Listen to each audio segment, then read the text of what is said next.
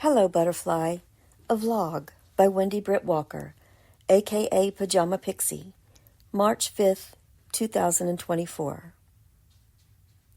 When I was but a wee teenager, I had a crush on an older boy who lived down the street. Of course, he didn't return those feelings. He was older, a whole 4 years older. I'm not going to call him out by name for his privacy, so I'll just call him he.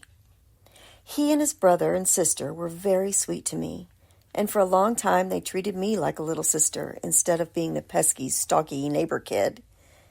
They let me hang around their house, took me on weekend canoe trips, and just generally let me be their little mascot. He taught me to play Scrabble and backgammon, and once, when his brother's date couldn't make it, they gave me her ticket to a Billy Joel concert. And even though he had a date, I still got to sit by him, and I was thrilled beyond thrilled. I had that crush for years and years. In fact, I think it went beyond infatuation. I believe I could even call him my first real love. I was very much in love with him, and he was the love against which all others would have to measure.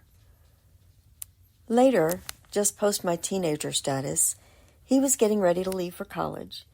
He picked me up from my job, and the two of us drove around town, visiting some of his favorite haunts, old friends' houses, the house he grew up in.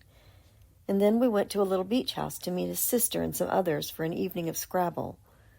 We got there early, and so he lay down on a bed in the living room, as is often the case for a beach house, and fell asleep for a bit. Y'all, he was holding my hand as he drifted off. I sat there, propped up on a pillow. No, more like propped up on cloud 9, a gentle breeze blowing the white curtains through the windows. And I was happy. After the Scrabble game, it was time to head back home. On the way, we stopped and watched sailboats as they floated under the bridge, and again he held my hand, and again I was happy. Back at my house, we sat on the couch and talked about his moving away to college, about my plans, and we talked about and talked, and he kissed me. A sweet, slow, deep kiss. Nothing more. And then he left. Of course, our paths diverged, and he went off to live his life, got married, had kids, and I did the same. But that day, that night has always meant something ineffable to me. I wish that I could say we remained friends, but we didn't. And I very much regret that. I think we could have been good friends. I think we both missed out on what could have been a special relationship.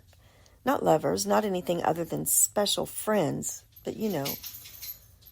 I just found out a few years ago that there is a reason that he never accepted my Facebook request, and it's pretty funny, though I can't tell the details here, again, for his privacy. Suffice to say that I did cross his mind once in a while. All of this is simply to say I would love for him to know the impact he had on my life. He was someone who wrote on my slate in big, bold, lasting strokes. And it's now 45 plus years later, and I still think of how sweet he was to me. I wish he knew that. I've always worried that he might have thought that he broke my heart, but he didn't.